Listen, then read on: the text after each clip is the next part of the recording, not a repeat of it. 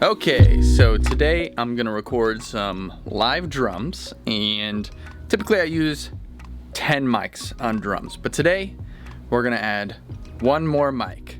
The company Cloud Microphones sent me a mic that they just came out with. There's two versions of it, one's active, one's passive, and we're gonna try it. We're gonna add it to the setup, and we're gonna go from 10 mics to 11 mics and try it in a couple different places and see what we think.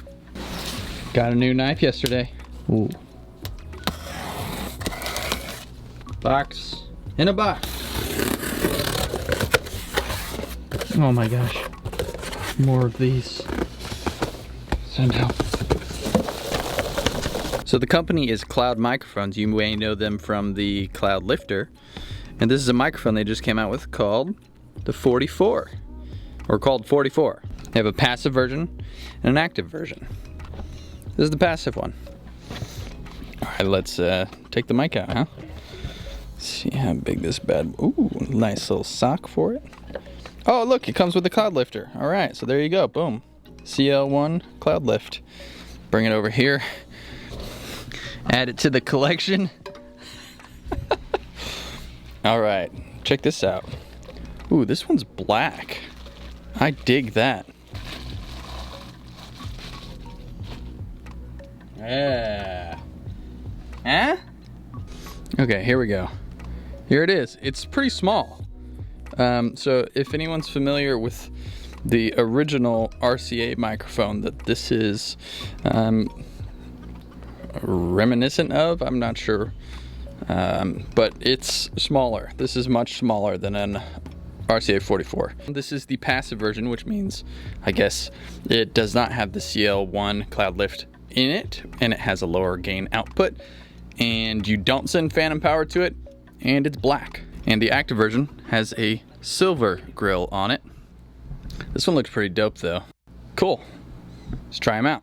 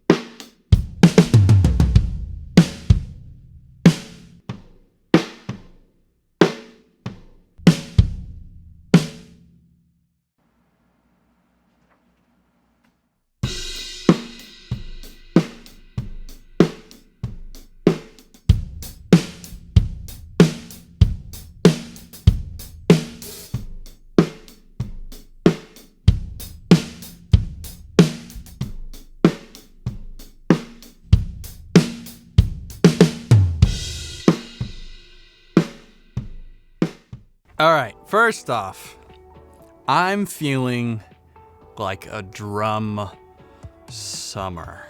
What do you think about that? A drum summer. There's so many things I want to get into and show you. Let's talk about this mic. So this mic, well, there's two versions, right? There's the passive version and there's the active version.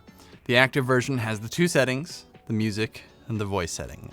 Reviewing them in my edit of this video you're watching and playing it back in a session, the music setting on the active version obviously has way more low end. And you can see it right here in the paperwork that the music setting has a giant low end bump here, and then the voice setting just has none, which obviously makes sense.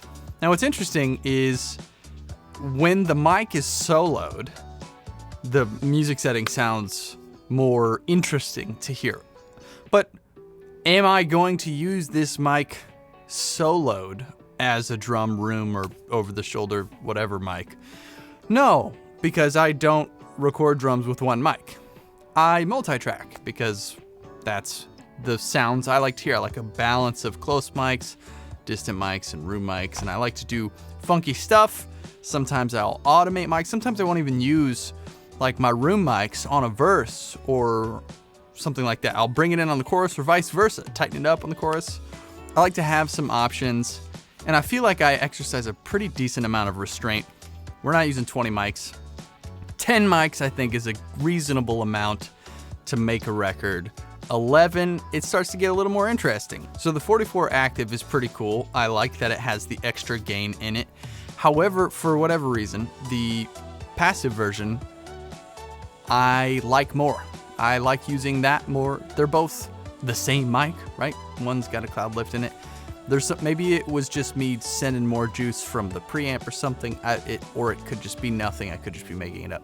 But I like the passive version in the mix. Sounds really good, and it's subtle. A mono room is subtle, but let me explain the whole room mic and doing mono versus stereo or both or whatever. A mono drum room mic can be amazing in a mix because you still get that depth of the room and that energy that's happening everywhere else in the room. Because it's a mono channel up the middle, you open up your left and right sides of the mix. So if you have guitars and vocals and other stuff going on there, you still get that energy of the drums, the kick, the snare, and that room mic up mono, and they're out of the way of the vocals, they're out of the way, the room mics, if it's mono, is out of the way of everything else in the mix. So there's a lot of value, and there's a lot of guys who love just using a mono room mic. I've always done stereo because I just love overkill. I'm a drummer. I love to overplay. I love just insane overkill. It's so fun. It doesn't always work in the mix, but it's something to consider. And if you guys want to check those out, links to them are down in the description. I want to say thank you to Cloud for sponsoring this video and sending these mics over for me to play with. Lots of fun. I'm going to hold on to these mics and we'll see how I wind up using them long term and move them around and try them on different stuff. I'm very excited. So as I said before, I'm feeling a drum summer, so we'll have plenty of fun drum videos, going through sessions, soloing stuff, trying different fun things, mic placement and all that stuff. I've got a bunch of stuff I want to share. So let me know what you guys think of the different positions, the settings, which mic you like more, or if you can tell a difference at all. Let me know down in the comments. Smash the like button for the YouTube algorithm. Subscribe to the channel. We're almost at 100,000 subscribers. Let's get to 100,000 subscribers. Turn the notification bell on, and I'll see you guys in the next video. Bye.